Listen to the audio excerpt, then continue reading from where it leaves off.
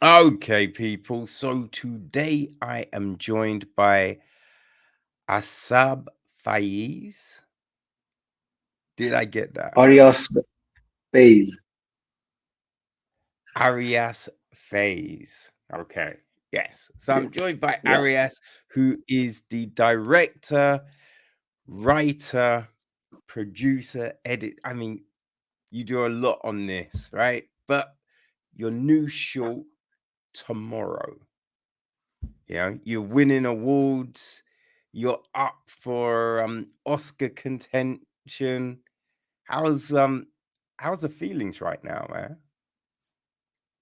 Oh, thank you very much for having me, Kevin. The feelings is very mixed. Some days I'm anxious about how I should approach, PR and the Oscar campaign and festivals.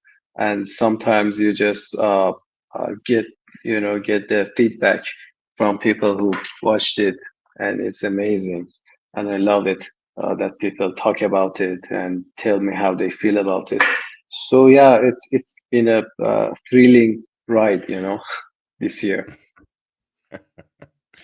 Oh man, like I saw in the comments that were sent over by Molly that you were looking to make something that showed the ambiguity in like our moral decision making. And I really do think this really brings that home so well. Like, why was that something that you wanted to touch upon?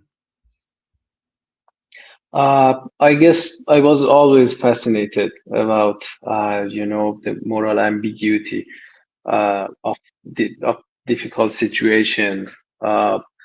If I go back and think about it, very thoroughly, uh, I remember when I was 7 or 8 years old in school, they would ask us these moral questions.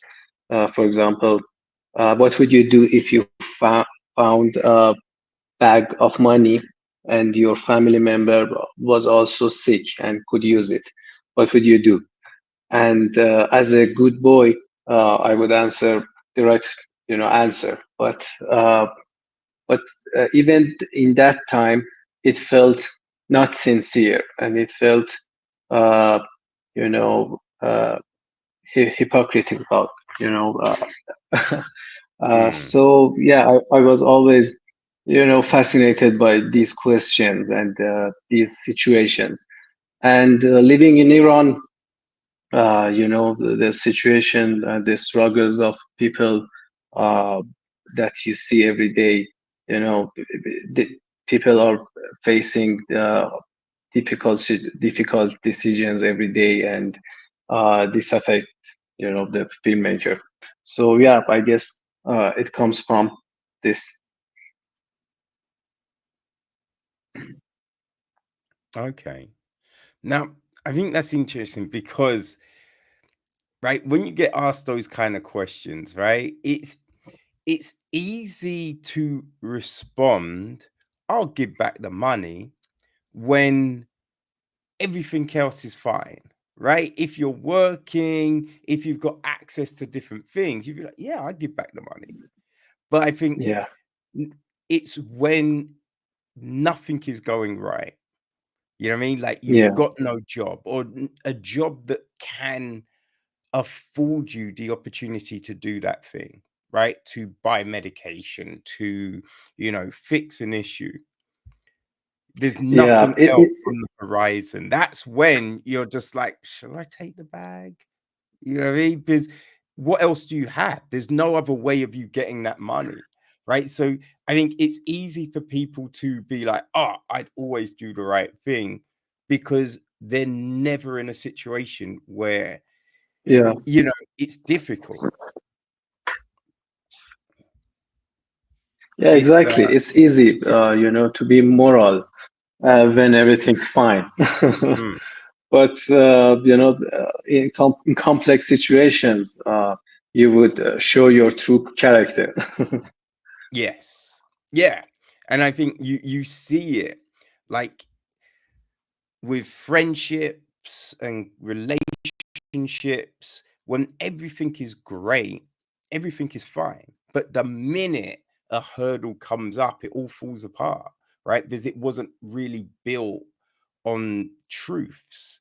People say things, you know, that, yeah, we'll be friends forever, or it's, I love you. But the minute something real Yeah, happens, you see how fragile those promises could be. yeah, exactly. And these are really interesting to me to Mm, make. mm. So what you decide, you thought, let's make a story that touches upon these things. How long did it take to craft the story that is tomorrow? Uh, this story, it took around 3 months of brainstorming between me and my co-writers, Amir Zoghi and Kaveru.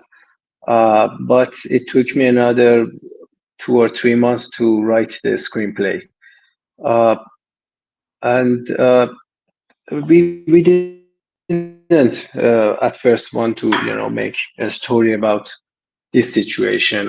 Uh, we wanted to I think it's always good to let your unconscious to write the story. You just give it some restrictions, some a frame. For example, we wanted to make a thriller. We were sure about that. We wanted it to happen in Iran, and we wanted it to be about more serious stuff and for maybe adults, not just Mm, for kids. So this is the frame that we set, and then we started to brainstorm and find ideas and look at picture books of Shiraz, my hometown, uh, 50 years ago. We would just look at the pictures and try to find something interesting, and we came upon this a picture of a two boy uh, that one of them looked very urchin and very you know uh, I'm sure that he was trying to convince his other friend to do something mischievous. And it was the first time that the idea took uh, a shape, and naturally we uh, decided that it should be about a boy and a dog, not about two boys. And so everything just uh, uh, come unconsciously.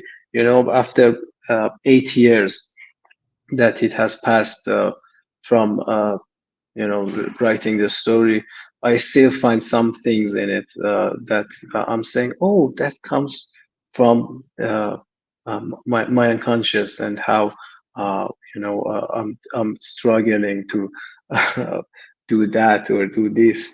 mm, And yeah, it's amazing how you mm. find these things. Oh, for sure. Yeah, I read in one place that it was set in 1970s, Shiraz. Yeah, Yeah, I yeah, think for someone like myself, watching this, I don't think you necessarily can gauge the time. But I guess for people from the area, you can look at the topography of the city, you know what I mean? The colors and all of this and you would go, okay, that's in the past or that's in the present, you know? Yeah. yeah. There are some elements that show the time, that shows the time, but we consciously decided not to emphasize on the time or place, because I think it could be a universal story. It doesn't matter when where it happens or when it happens. It's a struggle that a lot of people are facing. Yeah, yeah, yeah. No, I think it's always good if you don't have to date something, you know? But I think this story is something that resonates whenever it was set. I think people can watch it and understand the struggle this little kid is going through and the friendship he forms with this dog. I think that's just universal, you know? It's a Yeah, interesting hopefully. thing. Yeah. It's an interesting thing um when you look at Iran because in the, like in the I think it's like was it the 50s before the Arab Spring situation, like it was completely different to what it is today. So it's kind of like we get that you're short, Excuse me, which I is lost your. yeah, I think we've got a little bit of lag going on, but it is we'll make it work. We'll make it work. No, I was just saying how different Iran when you look at pictures from like the 50s to now, the difference. And I think in the Western world, a lot of the talk we get about Iran is, war and violence and just all of this. So something like Tomorrow is so refreshing and it lets people understand that just because you're hearing all of this news, that's just not what Iran is. You know what I mean? There's more to the country, there's more to the people, So I think your story really comes at a great time.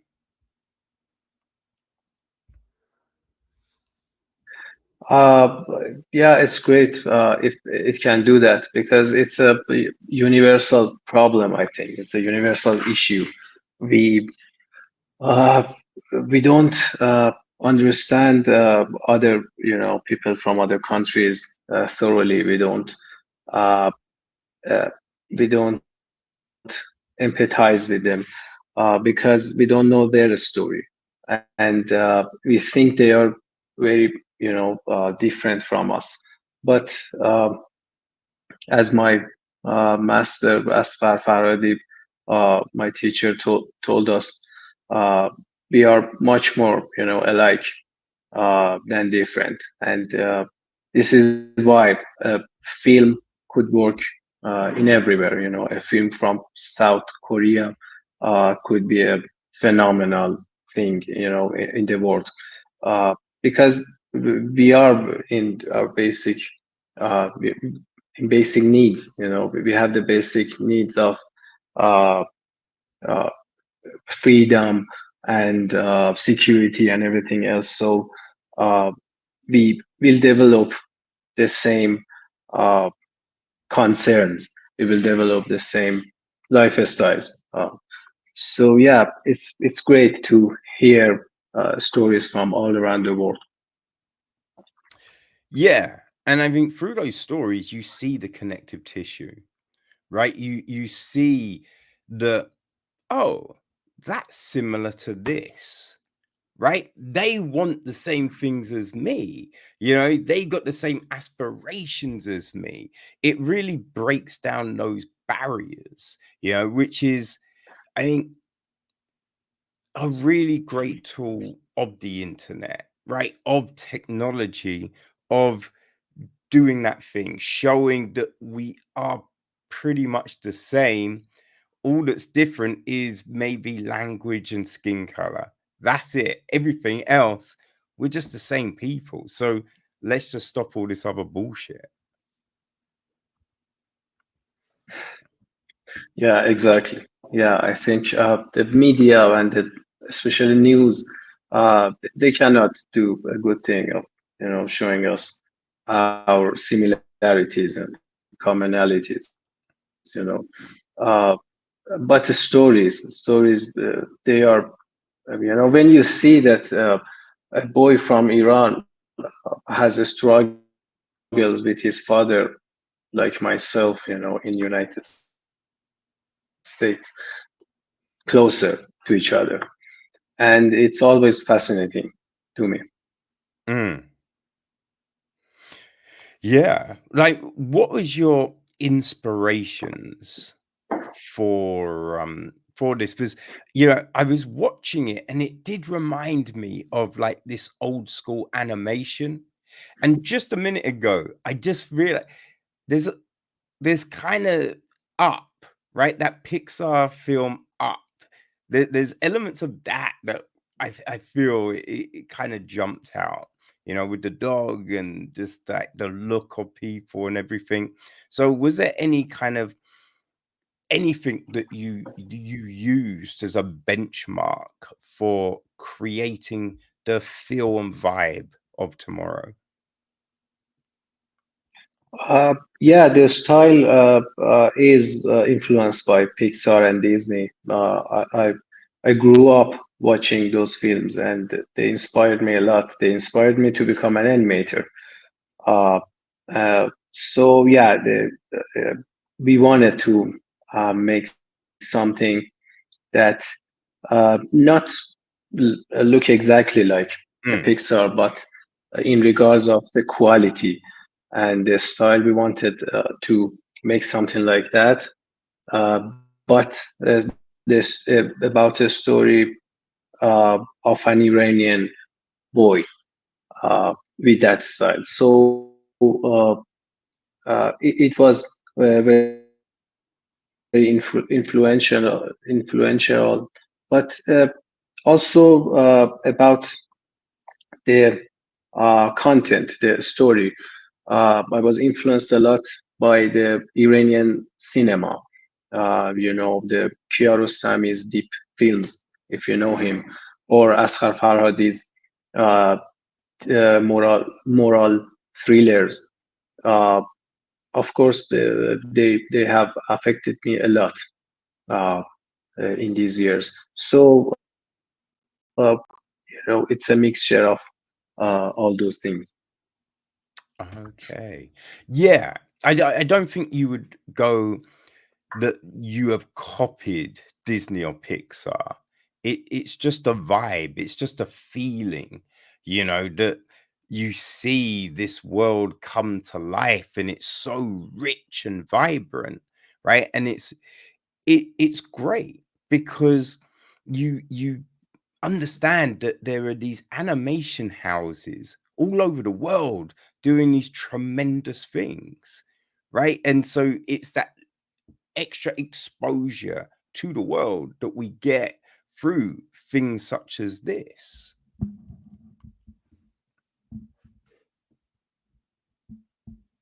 Yeah, we tried a lot, and it took us around 6.5 years to make this film.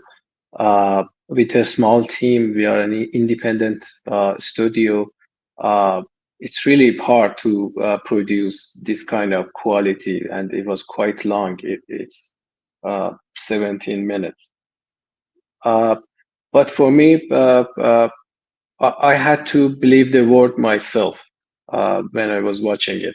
So I needed those details, the trees, the textures, the lighting, the acting, the clothes, the uh, hair. I needed those, uh, you know, details uh, for me so I can believe it. Mm. I'm always like this. If I can believe it and if I enjoy it, if I like it, there may be people like me that will enjoy it eventually. Hopefully. Well, I think people are definitely enjoying your film, man. I think they're definitely doing that. Uh, how do you know, get that feel, right? How do you know, authenticate the clothing, the look of the city, just all of these things? What did you utilize? What were your techniques? Uh, we have amazing artists. The first, step is to find great artists, and I was very fortunate to find these great artists that could uh, get the essence of uh, the thing that we wanted it to look like, and stylize it and produce it again in 3D, in CG animation. And we do a lot of research, of course. We have to do a lot of research, and we have to test a lot of things. You know how the cloth moves. We have to test it several times to make it look, you know, natural. Uh, to make this kind of quality, you need actually to make the film several times. I always say this, that you have to make the animation three times, not one time. If you make a film, you make it one time, but an animation you have to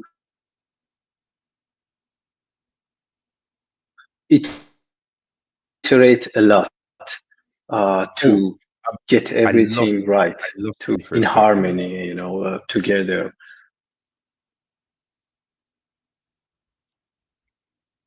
Can you hear me? Yeah, yeah, I can hear you now, but we just lost the beginning of what you were saying. Yeah, I was talking about how in animation you have to make the animation three times, uh, not one time, like live action film. Uh, in animation, you have to try a lot, and you have to iterate a lot to make everything work together in harmony, and that's why it's very time consuming and costly, to make an animation. Mm. Yeah, I can imagine, right? Like, do you kind of to get like the kind of fabric of something, would you feed into a computer like a video of someone wearing something so it then gets, the proportions and everything, and then you can manufacture that in animation? Is that a technique, or is it something else? Uh, we have to everything that you see, we have to make it in computer. So for the clothes, for example, actually I did the designs of the clothes, so I know about this process. We have to, uh, like the real world, we have to design the patterns exactly like the real world, that you use patterns, and you cut the fabric, and then Mm. you sew it around and wrap it around the character and sew it, so it will attach the character. And then you have to, with different softwares, you have to give them the properties that make it move naturally. You have to tell it how elastic it should be, how uh, uh, different things, what is the weight of the for example, the clothes. And then you will simulate it on the character animation. We have the character animation that the animators have produced, and they gave us that, and we will put on the clothes on them and simulate it, so it will stay on the model, stay on the character every frame, so it looks like that the character is wearing a cloth. Yo, that's a process, man. You have to have a level of Yeah. patience and a real eye for detail to be able to do that. Boy. Yeah, every step of producing an animation, it needs a lot of patience. I'm a character animator myself, and I animate characters. We are the actors of the animation films, and we produce around 5 frames each day. It's around a second every week. Yo. So it's a 17-minute film. Yeah, it took a long time. Oh my god. Oh man, like after a day, you've been working hard and you've done all of this, and you're like, yo, I think how are we doing, guys? How and they're like, oh, we got 2 seconds. You're just like, wait, what? Yeah, yeah, exactly. Yeah, and it's really hard for the director and writers. Imagine that you write something and you have to wait 5, 6 years to see if the audience will laugh at it or if it will Mm, affect them. It's really hard. Yeah, it needs a lot of patience, but we love yeah. it. It's nothing's like it. I believe. No, well, I get you. I mean, I don't think you could probably do that work if you didn't love it because that's such a commitment, right? All that blood and sweat, all Yeah, that emotion that you're pouring into that, and the duration of it, right? If you don't love what you do, it's just not going to work, right? I yeah, yeah, remember, sure. yeah, I remember with the I always forget what the films are called, but the animated Spider-Man films, right? When they were doing the second one, Into the Spider-Verse or Beyond the Spider-Verse, I forget. But after the film was coming out, or just towards the end, you got all the talk about how the I can't animators hear you. were ah oh how is it now?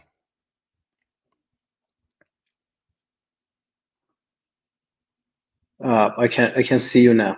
Sorry, can Okay. you repeat the question Yeah, about the yeah. No, Spider-Man? You were talking about the Spider-Man. yeah, so we got a lot of talk about the animators and how they were very frustrated because they were had to work long hours and they were getting pushed, and it was just great to try and get this film out. And I think it's like you don't really understand what that means, right? But then hearing you talk about how long it's taking, that really brings it home to whoa, right? So if you're making a Yeah. 2 hour animated film, I just the level of work must be insane to do that. Yeah, sure. 90 minutes animation that Pixar makes, it can take around 5 years of production. Not to mention, the years that they spent to write the screenplay. Just Mm, the production takes 5 years with around it could be easily 1,000 people and with $150 million. Uh, yeah, yeah, it's really time consuming and it's really hard. But uh, I gotta tell you, when you make this character, when you make it feel alive and it's alive and it's moving like he's thinking and he's breathing, it's amazing. The mm. feeling, it's nothing like it. You feel like a god. Oh, I can only imagine because to bring something to life like that and not just have oh, the characters walking, but for it to look so realistic, like all the movements to work, just like there's the scene when the kid is using the bar to pry open the window, realistic motion, right? And so it's all well and good making something, but to make it look and feel so authentic, that's just another level of, skill and expertise, man. Yeah, yeah, I really like that shot. Uh, and yeah, we do a lot of research and we actually record ourselves doing a lot of physical things and analyze our movements and iterate a lot on the poses to make them more exaggerated, to make them more emotional. And yeah, it's uh, I teach character animation, and I always tell my students, a character animator is a cartoonist, just like a cartoonist who wants to exaggerate the elements of the face of someone. For example, makes their nose bigger, their eyes smaller, or something like that. Mm, A character animator does the same. They uh, they make a movement smaller. For example, his head is moving smaller, but his right hand and his legs are moving much bigger, and that's how you caricature a movement and make it more appealing, and it's amazing. mm. Oh man, yeah, most deaf, man, most deaf. It's like, what were the discussions about, like the look and feel of this? You know what I mean? Getting the colors for the clothing, right? The look of the characters. You know, how did you kind of settle upon all of that? After finishing the screenplay, the first thing that I did, I talked to Mehdi Ali Begi, our character animator. I was always fascinated by his work. He's a director himself, and he has several short animations. And we started talking about the characters before doing anything else. And he's amazing. He could design characters that are familiar uh, for us. We have seen these characters in Metro, in Street, uh, Mm, but they have the appeal.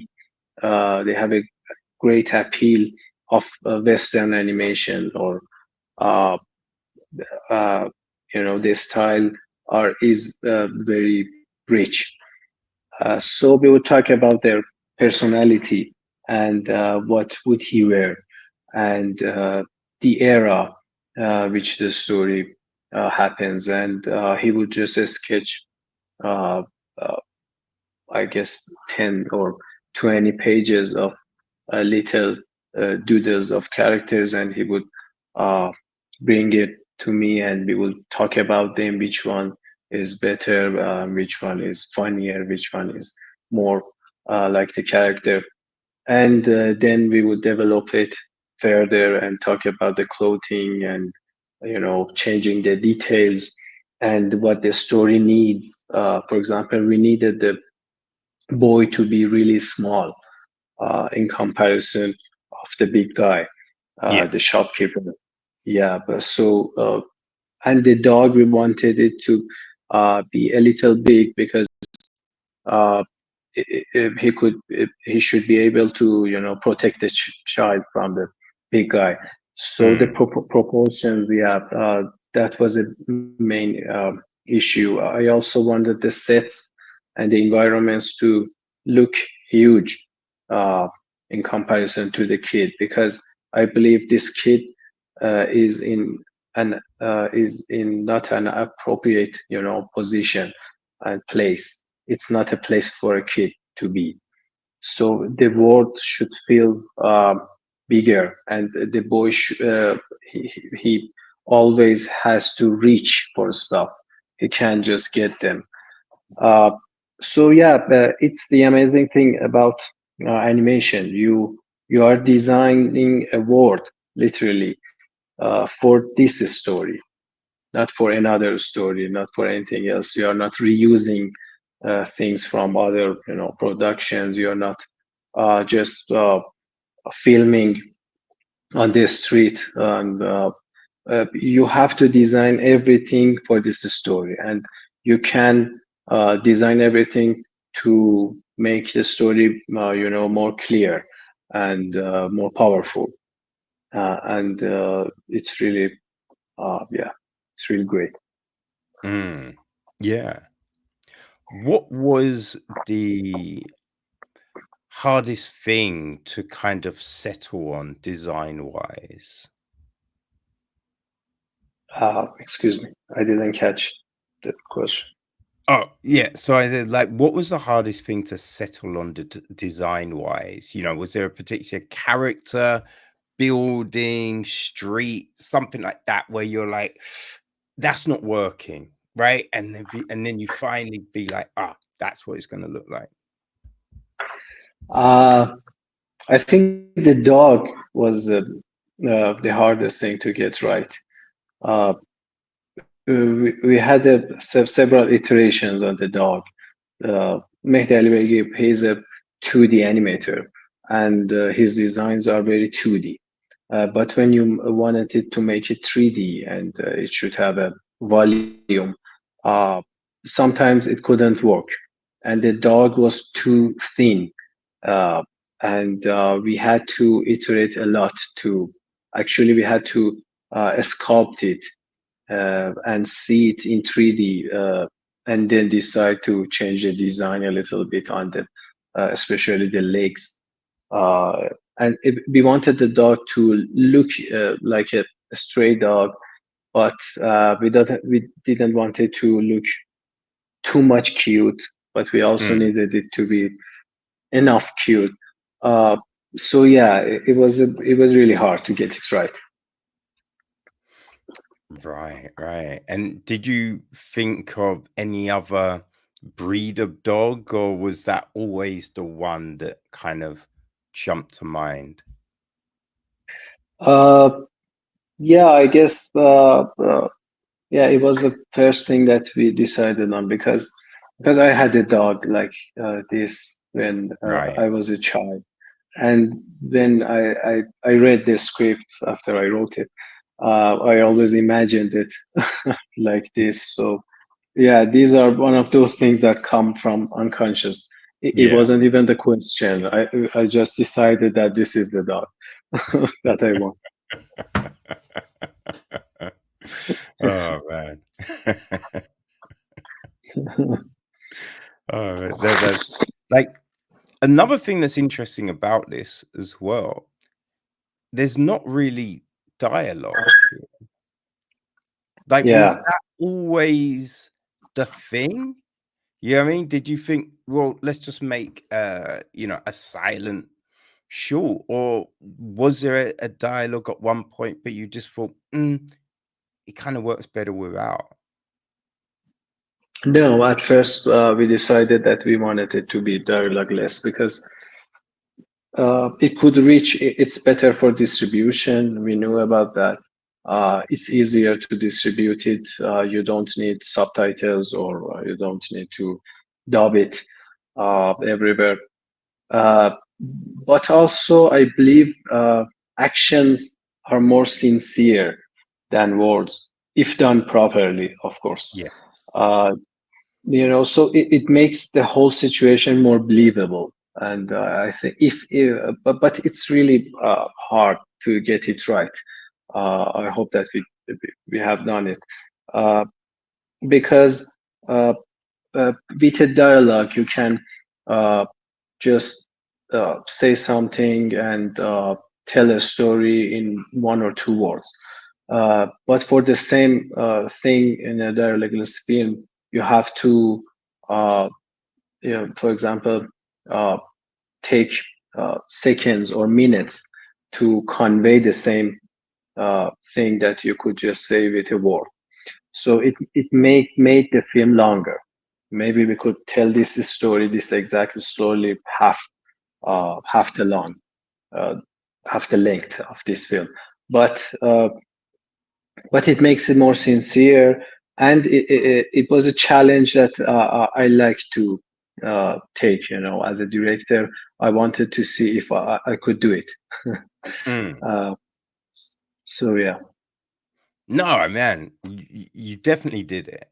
You definitely did it. And I feel with a silent film, there's an honesty to it, right? Because I think there's sometimes you'll watch something and the characters will say something, but you're like, wait, they're saying something, but it's not really being shown in what they're doing, or what they're Yeah. doing is in complete contrast to what they're saying.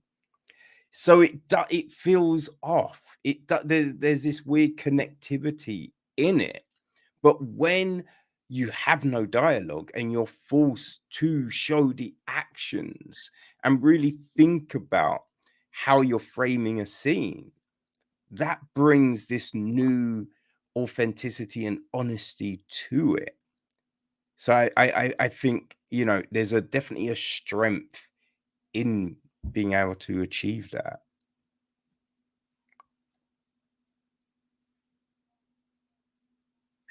Yeah, but I'm not saying that dialogue is per se a bad thing, because exactly like you said, you can say something and do something else, and the contrast could provide the audience with a subtext.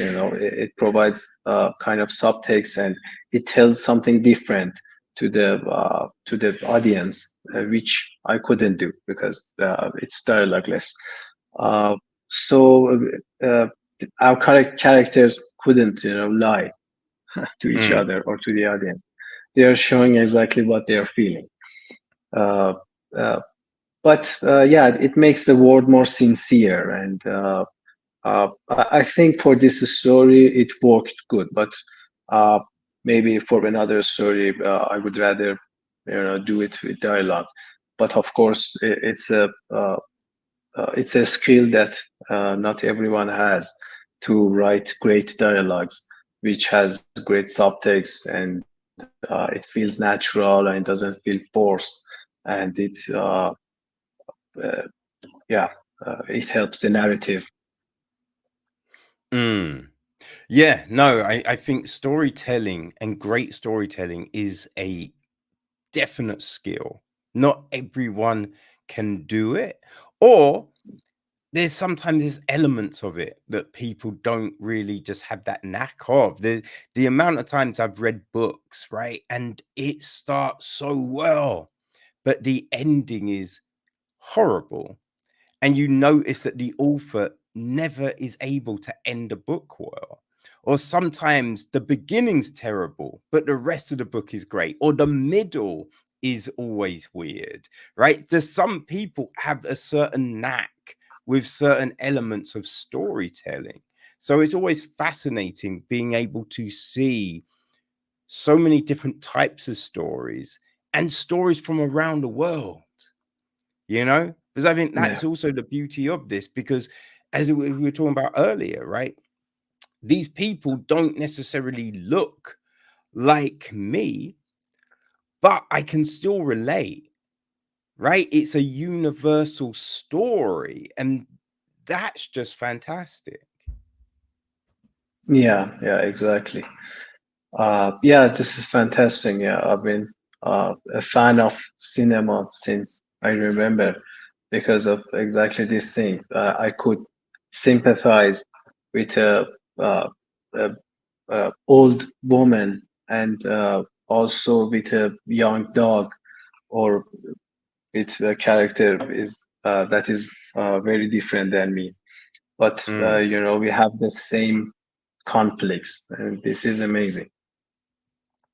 Oh, for sure, for sure. Now, you said earlier that Disney and Pixar were the things that made you want to be an animator, right? But what do you think it was that made you want to be an animator over than just, oh man, I love these films. I want to be a director. I want to be a writer. I want to be an actor, right? I want to be a voice artist. I think there's a I think there's a distinct thing that would tell someone, I want to be an animator. You know what I mean? So what was it for you? Uh, when I was very young, I was maybe 11 or 12 years old. Uh, I would just, I was introduced to a 3D program, 3D software, CG software. It was called 3D Max, 3D Studio Max. And I would just do anything I could with it. I would model something, I would render something, light something. Sometimes I would move it, and everything that I could do, because I didn't get proper, education, and there weren't many educational resources those Mm, days. It was just the help of the program and the tutorials of the program, and I would just print it out and I would just read it and do anything that it said.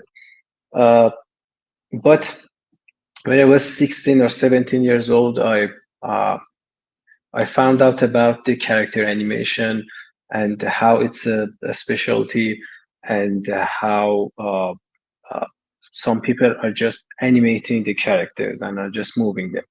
And I always lo- loved acting. Uh, uh, and I actually did study acting a little bit around 8 years ago.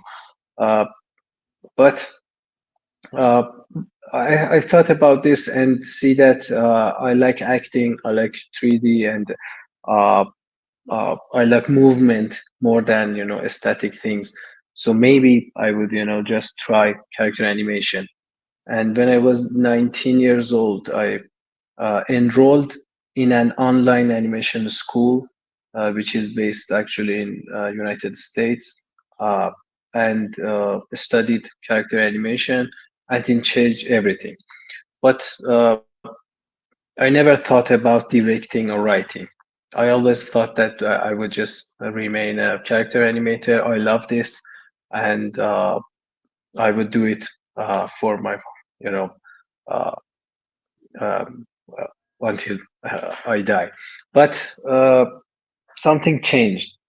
I edited a video in college, a short film, an experimental film, and I edited also a couple of music videos. And the process of editing, it was just magical. Uh, Putting two different pictures together to convey a third meaning, you know, it was magical. I remember that I was up all night and editing, and I didn't even understood that it's night and awake. So yeah, years later, somebody gave me a job to direct the trailer of a TV film, of an animated TV film. I was to just edit the trailer. It was a 2 minute trailer, and I had to take shots from the film and convey a meaning and tell a little story, set up a story which would be engaging for the audience, and that at that moment I was sure that I would want to be a director or editor, because it's uh, almost the same thing.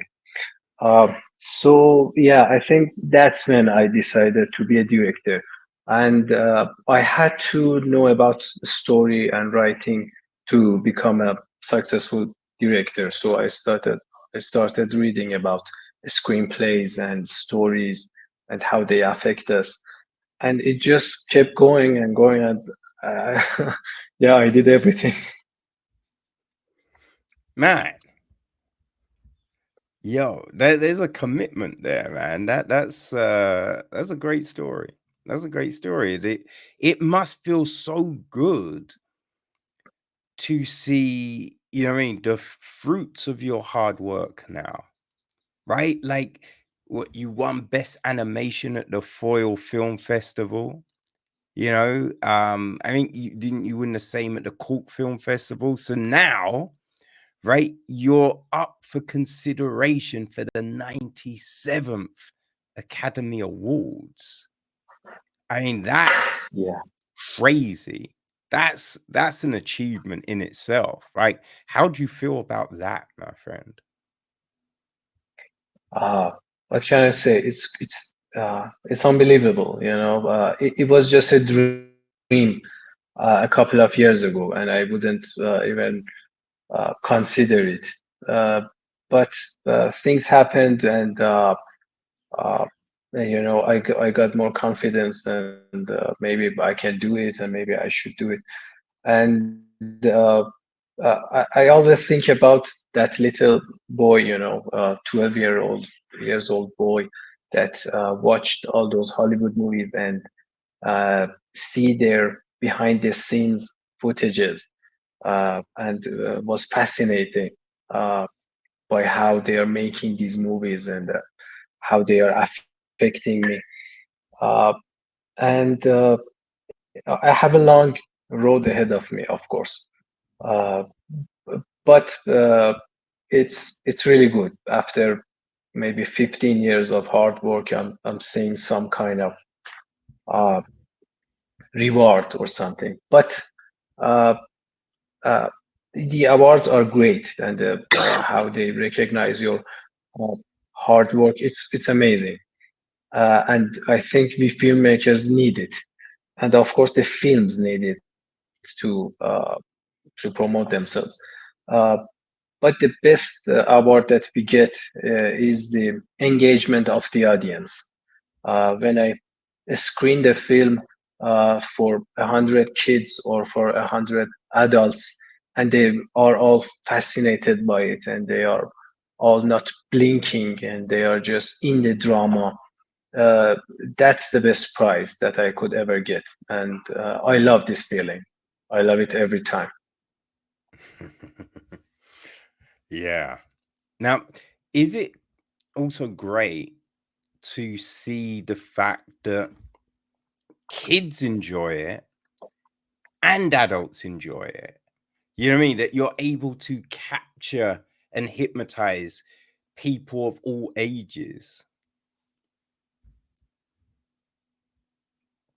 Yeah, but at first, initially, we wanted to make an a film for adults, uh, not for kids.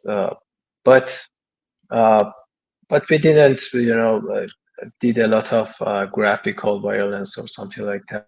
We have Mm, just some blood, blood, and a little bit of violence, and the themes are, I guess, more relatable to adults. But I'm seeing kids, just uh, get engaged with the relationship of the boy and the dog, and I see how they get worried and concerned about the safety of the dog or the boy. And I'm like, great, my plot is working with the both audience. Maybe uh, they will understand it differently when they grow up, if they watch it again. But why not? They can just enjoy it right now, enjoy the plot, the thriller, and get anything that they want from it. And then later, they will just uh, see it differently. I actually screened it at Durban Film Festival in South Africa, and we were in a homeless uh, uh, facility. So there were around 60 homeless people there, and we screened it to them because I thought these are the best audiences I could get for a film about poverty. mm, And uh, at first they were chatting and they were not serious because in these facilities they get food if they watch a film or two or something right. like that. They are just there to take the food. Yeah. But after a minute or two, they were in the film, and they were, shouting at the characters, and they were worried about them. And it was great. It was amazing. If I can uh, make something that touch touches people of different cultures, of different ages, why not? It's amazing. Mm. Yeah. It's the magical power of storytelling, that you can Yeah. have something that resonates with so many people, and I think a lot of times we think that the divide between child and adult is so huge. But like if a story is good, a kid will get it, right? A kid will enjoy it. As you said, there's going to be nuances that you don't quite get. Like the amount of times I've watched something that I watched as a kid and been like, well, I just completely missed that. I didn't understand that there was that other thing going on. But that's great Yeah, as well, because you can just pick up these new things, but you can still enjoy the story, you know? yeah, So I think yeah, of course. it's And great. adults have a kid in themselves. Where they watch, even animations that are for kids. There's a kid in you, and it's enjoying the content. So yeah, we can touch everyone. Mm, indeed, man. Indeed. Now, after just all the hard work that went into tomorrow, what's next? Where do you go from here, man? Like, you know what I mean? I think what is it? The 17th of December, you'll find out about the whole Oscars, right? So there's that, Yeah. but yeah, what comes next? Uh, it was a really hard year, distributing the film. I had to distribute it myself, and it was really a challenge. Uh, but I had some moments to think about this and work on some other projects. I have a couple of ideas and a couple of unfinished screenplays. I have a feature animated, an animated feature film, a series, and a short film, which is an adaptation of a novel. uh, I'm doing all of them at the same time because you don't know which one Mm, gets funding and you get to make. So I'm preparing all of them. So if an opportunity comes up, I could just make them up, hopefully. I'm also in the process of immigrating to United States, and that's a lot of work too. I have to figure out what I want to do there. Uh, so yeah, it's really uh, foggy right now. The future, I'm not sure. right, right. Now, but hey, any studio who has seen this, I'm sure would love to bring you on board, right? Or make a deal with Bad Stash and work with you guys to create just more great stories. So I think that you don't know what's happening right now, but I just feel that yeah, it's gonna be good. It's gonna be good. And after this, I I just hope so. can't wait to see any of your upcoming projects, man. Thanks a lot. It means a lot to me. I'm really glad that you liked it.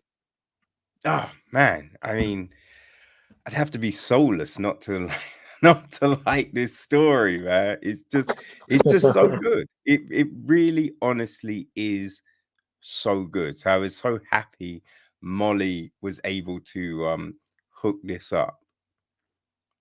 Yeah, I'm very happy to be here too. Thank you very much for having me. It's No been a worries. great talk. I'm glad you liked it, man. Um, how can people keep track of everything you're doing? Because it sounds like there's a lot on the docket, right? And get to see tomorrow. Like, how can they follow you, man? Let people know. Right now, tomorrow is a screening in several festivals. Right now it's in Solo Mona Festival in Italy. Uh, uh, uh, in 2 days, it's in Miami Short Film Festival, and we have a couple of other festivals later on. I always uh, put a post about them in my social media, in my Instagram or my Twitter. They can follow me there. They can just search my name. I'm sure it comes up, and maybe later it will be available for the public to watch it on some platform. I'm not sure right now. Okay. All right. Well, people, all the links will be on the website, so make sure that you go and check that out so you can see all the great work that um Azab is doing. Because man, there's a skill to storytelling, and it looks like you have got that skill in abundance. So yeah, I really Thanks a can't lot. wait to see more of your stuff, man. I really can't. Thanks a lot. No worries, man. Well, thank you so much for your time. I really appreciate that. And thanks for, the patience, getting through all our technical issues at the start. Hey, this was a great conversation, man. Yeah, it was great. Thank you very much for inviting me. It was a great talk. No worries at all, man. You take it easy, and I hope that good news comes in December, and all the immigration and just everything else works out just fine for you, man. So, hey, good luck. And remember, when you're ready to talk about that next project, the door is open. Please come by again. Sure, I would love to. I would love Awesome. to. Thank you very much, Kevin. Hey, thanks, man. You take Have a care. good, Yeah. yeah, good night. All Bye. right.